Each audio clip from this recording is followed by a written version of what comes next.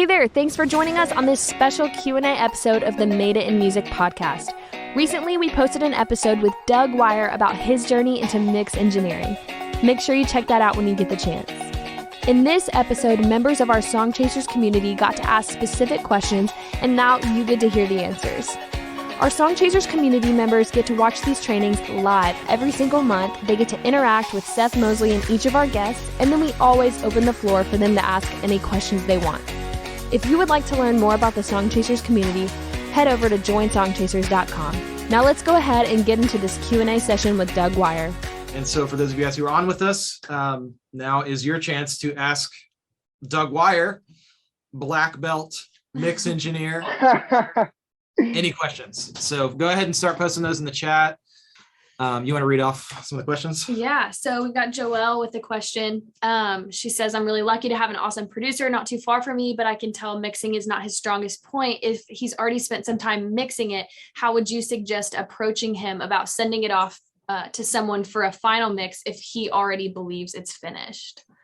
Oh, that's really tough. I think you just gotta be strong in your conviction that you believe like this could be better with a mix.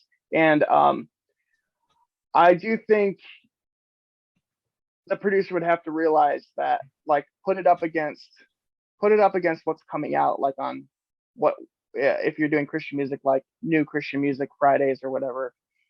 Put it up against that. Is it as good? And really being honest and pushing for, hey, let's get a mix on this. But another thing to watch out for is there are a lot of guys who mix and a lot of guys who probably wouldn't be your producer's rough mix. So if you do go with the outside mix guy, they have to come very highly recommended and be someone that you could really trust. For sure. And man, along with that too, because that is a great question. Joelle, oftentimes what I would do, earlier on, I still do it from time to time. There are times when you just spend the money and get somebody who is amazing at what they do.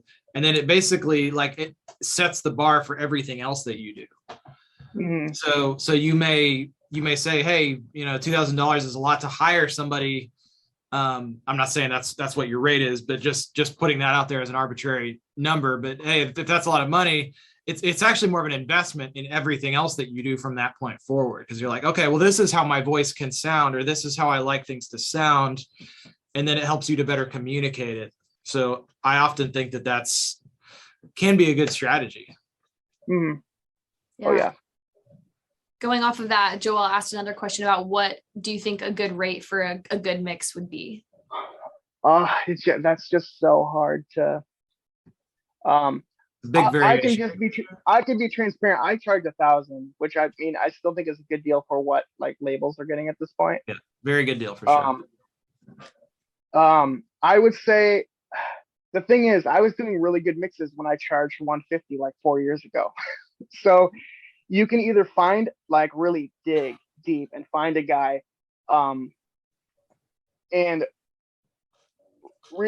being able to weed out if you want to hire a really budget guy and find like me when I was, kind of starting and getting good.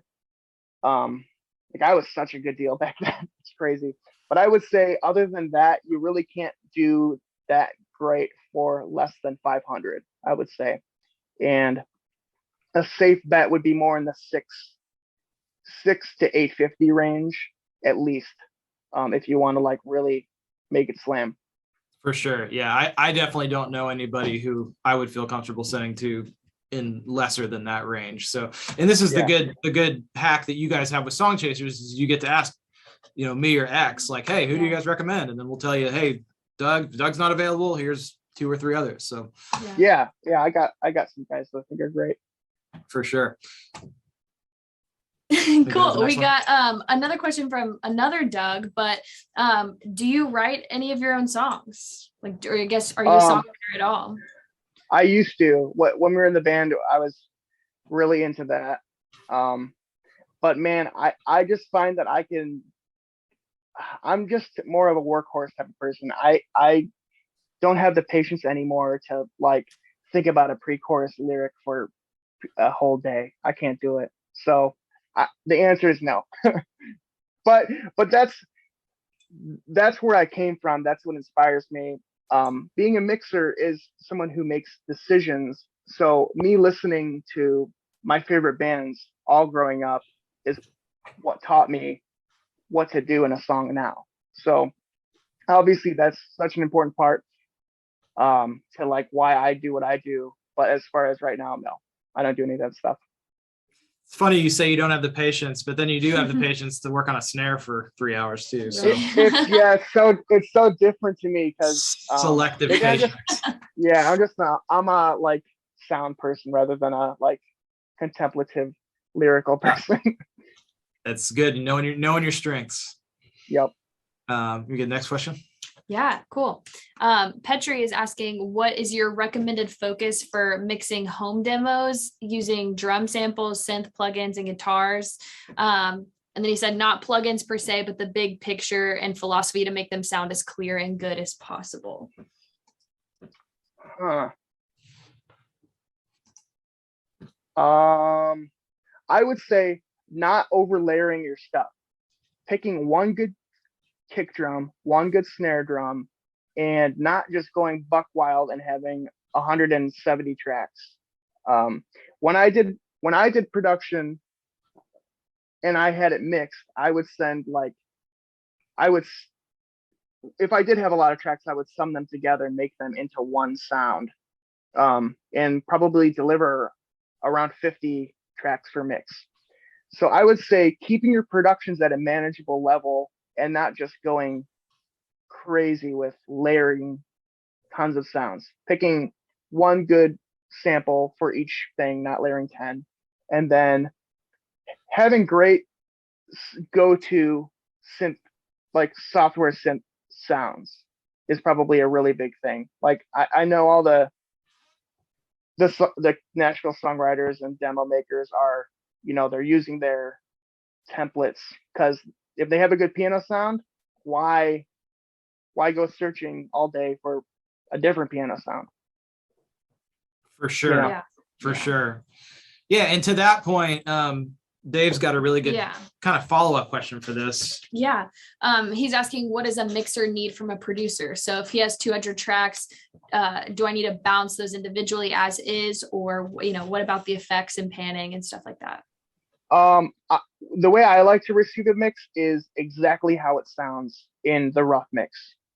So it would be basically giving me everything wet with like the verbs and stuff, except for the lead vocal. That's how I like stuff delivered. And then if you're kind of a newer producer and you manage to mess something up like quite a bit, then I would ask for something different. But I would say that's probably the best bet. I even like, if there's a huge vocal arrangement, sending stereo tracks of parts where the stacks are blended the way you like them, because that's kind of a more of a production decision in my mind. But yeah, getting the tracks down to as few as possible, I want to say that I'm not lazy, because I don't think I am with mixing, but it's more about how much can I manage in my brain and with my scrolling up and down. What's going to give me the best mix is if I have a manageable session where I'm not going from the bottom to top scrolling for a minute to find this little like triangle sound or something like that. So kind of consolidating as much as you can. Like I see some people, they'll have every section vocal is on a different track, and then there's one lead vocal, there's no overlap, but there's 9 vocal tracks, and that could easily be turned into one, consolidated. So I would say that's pretty much the gist of it. Yeah, cool. It's a good answer. Yeah. Another question, when you mix, are you allowed to add any other instrumentation? I mean, you can do whatever you want. I've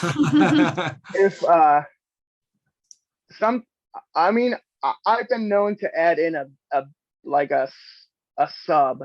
Like if I feel like the bass doesn't go low enough, I'll just program in a sine wave, which is just a pure subtone to reinforce what's happening on the bass.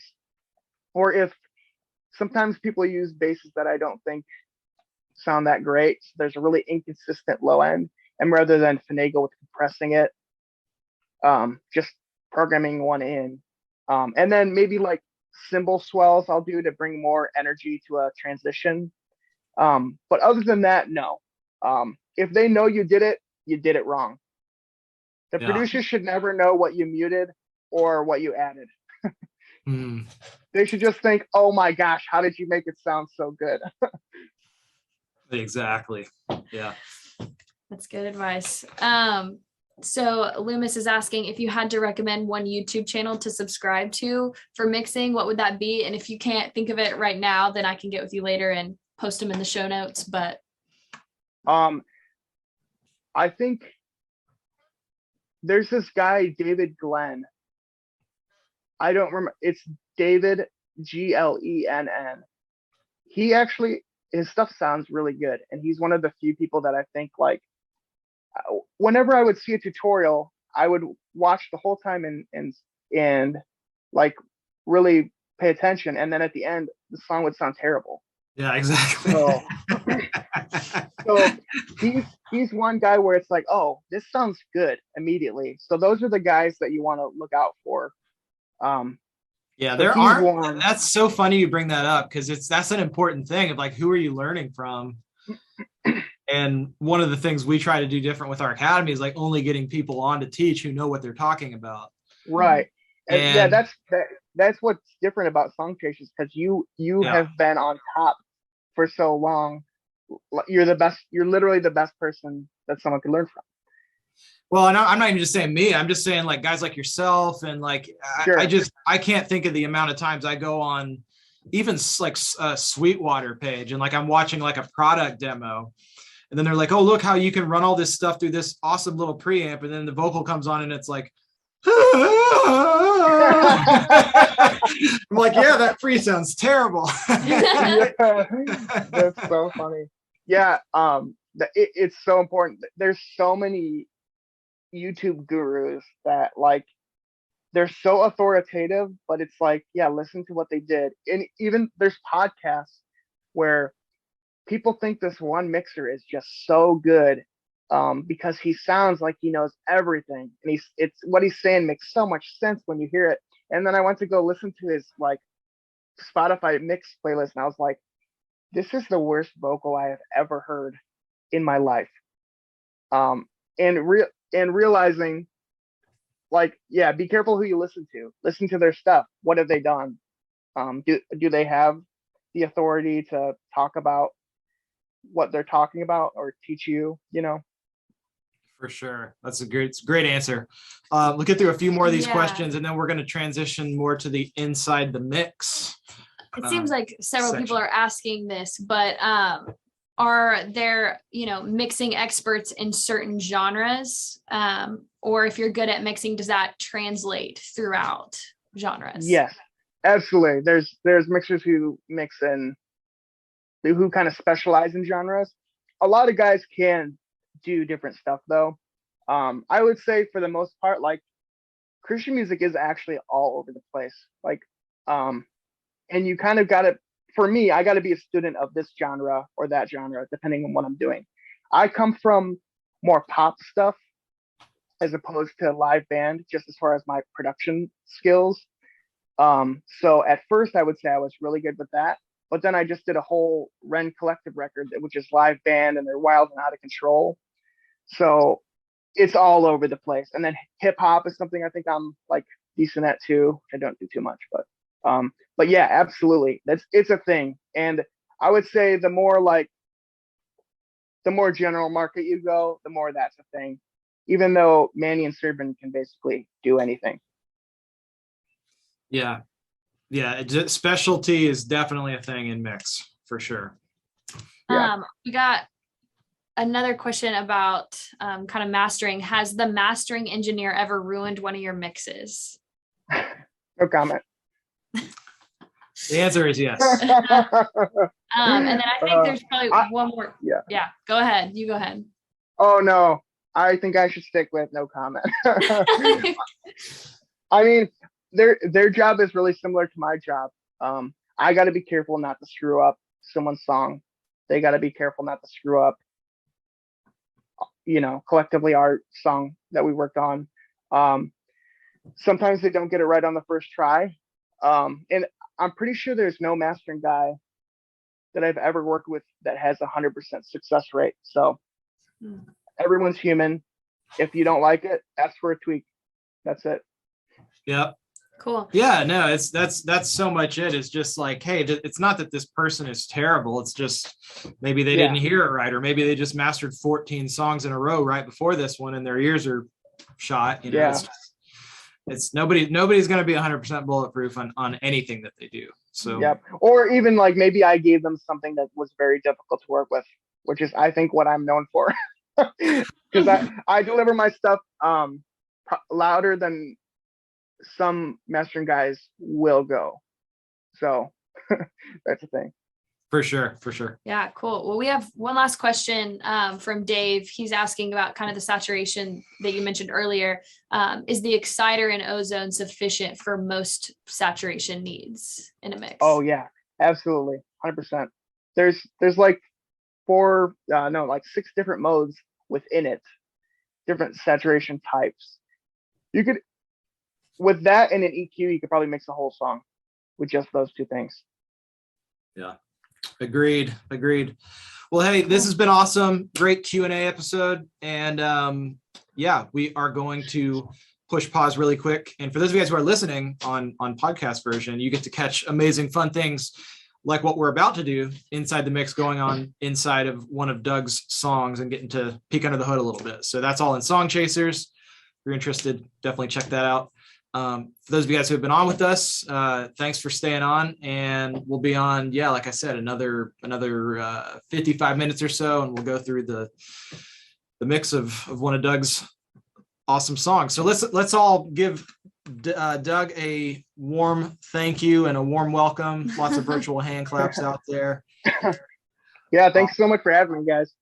Thanks for checking out this special Q&A episode of the Made It in Music podcast. At Full Circle Music, we're constantly developing free and premium resources for anyone who wants to find success in the music industry, because we know it's hard. We've all started with nothing, and we want to help you accomplish the dreams that you've always had for the music you create. You can go to madeitinmusic.com to learn more about our podcast. And if you'd like to actually participate in these training and Q&A sessions live on our Song Chasers community, go to joinsongchasers.com. Joining these sessions is an exclusive opportunity just for members, and we would love to have you join hundreds of other songwriters inside the community if you're interested.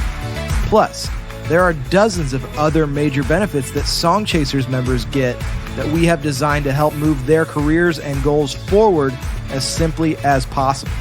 Again, go to joinsongchasers.com. Thank you for supporting this show, and I hope you'll stick around for the next episode.